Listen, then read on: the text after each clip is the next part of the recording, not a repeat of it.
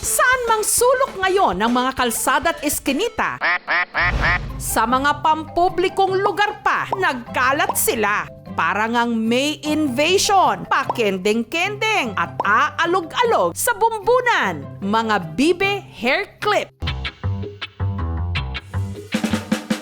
Merong may suot-suot nito kahit pa sa opisina. Pati na fur babies o mga pet dogs and cats nakiuso na rin.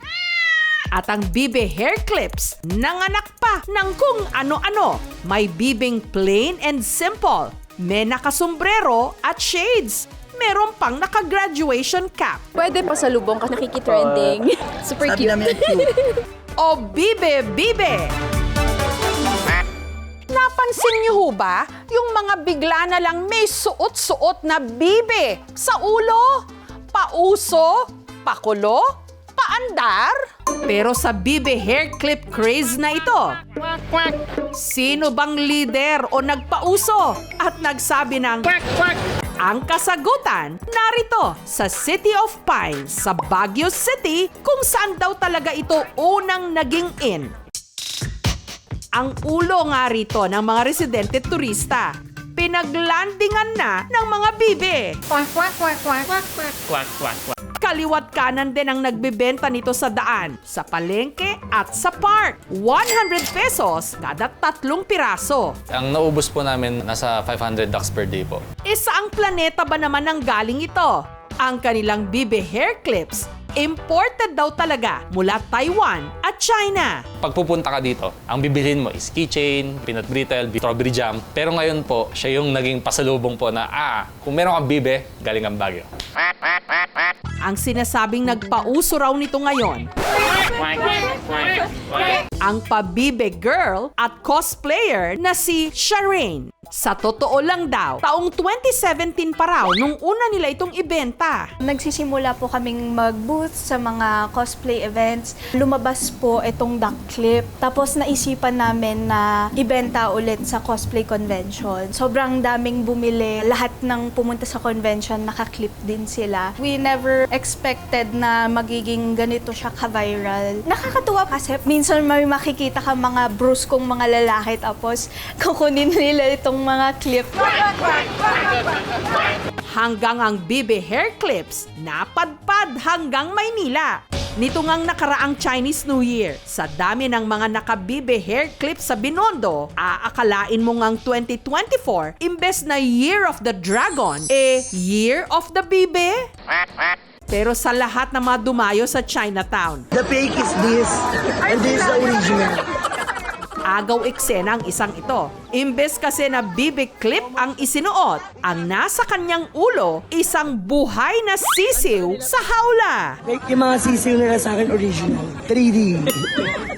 Ang nasa video, si Abby. May nagtitindang sa lalaki na puro buhay na sisiw. Sabi niya, ayan ang ilagay mo sa ulo mo para kakaiba ka. Tapos ayun, binili namin. Parang ginawa naming hairband. Tapos ayun, hindi naman siya nalalaglag. Tuwa rin kami. Yung sa akin buhay, yung sa kanila parang peke. Peke talaga. Dahil nag-trending ang kanyang paandar, ang sisiw, pinangalanan niyang Trenny. Inuwi niya ito at ginawang pet. Trenny, I love you. Gusto ko siya yung makitang lumaki para makita ng mga tao, ayun yung nag-viral na sisiw, lumaki. Ginawan siya ng mga friends ko ng kulungan with ilaw na dilaw. Nilagyan siya ng parang kanin, tapos may tubigan siya. Tapos minsan nilalabas ko siya na hawak-hawak ko siya.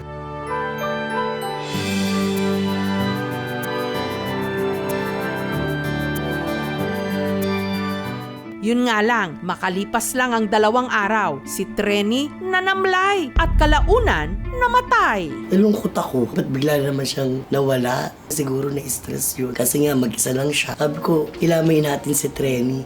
May mga bisita kaming dumating. 2 days tapos ililibing na siya. Dahil sa sinapit ni Trenny, may ibang hindi natuwa. Kawawa naman yung sisiw. Sa akin lang, masyado siyang stress. Kawawa po yung sisiw. Animals are not props. Katulad nun, nilagay sa ulo, nakakulong, limited yung movement, di natin alam kung may access siya sa food or water. Saka yung top ng ulo ng isang tao, hindi naman yun ang proper place to keep that animal. Let us not use animals for the sake of likes. Ang Animal Welfare Act of the Philippines or RA 8485 as amended by RA 10631 ay nagsasaad na anumang cruelty sa animals pwedeng ipagmulta or pwedeng makulong ng hanggang 2 taon. Wala naman kami intensyon para abasuhin si Trenny. Gusto namin siya alagaan at palakihin. Di naman din namin intensyon na mawala siya agad. Pero bago pa man pumatok at pinagkakitaan ng Bibe Hair Clips dito sa tinaguriang duck racing capital ng Pilipinas, ang bayan ng Victoria sa Laguna, matagal na nilang hanap buhay ang pag-aalaga ng mga bibe. Umaga pa nga lang, sa farm ni Josephine, nagsasabayang bigkas na sila.